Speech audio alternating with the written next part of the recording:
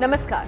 Tokyo Olympic में महिला hockey के सेमीफाइनल मुकाबले में अर्जेंटीना के हाथों हार के बाद भारत पर दुखों का पहाड़ टूट पड़ा।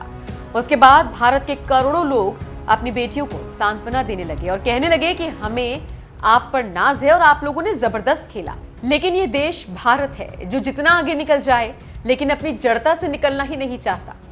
इसरो मील का पत्थर साबित हो रहा है।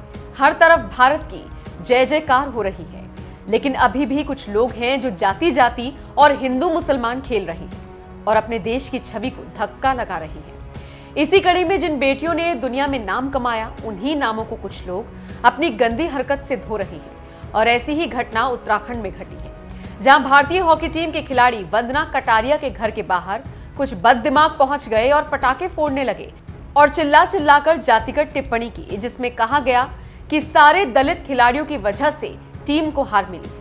खबरों की माने तो हरिद्वार के रोशनाबाद गांव में फॉरवर्ड प्लेयर वंदना कटारिया के घर पर यह घटना घटी। वंदना के भाई शेखर की माने तो टीम की हार से हम सभी दुखी थे, लेकिन इस बात का गर्व है कि लड़ते हुए हमें हार मिली। मैच के थोड़े ही देर के बाद घर के बाहर पटाखों का शोर सुनाई दिया। बाहर जाकर देखा तो गांव के ही उच्च जाति के दो युवक नाच रहे थे और अभद्र टिप्पणी कर रहे थे। वंदना के भाई की तरफ से पुलिस में दर्ज कराई गई शिकायत में यह भी कहा गया कि आरोपियों ने कहा कि केवल हॉकी ही नहीं बल्कि हर एक खेल में दलितों को दूर रखना चाहिए।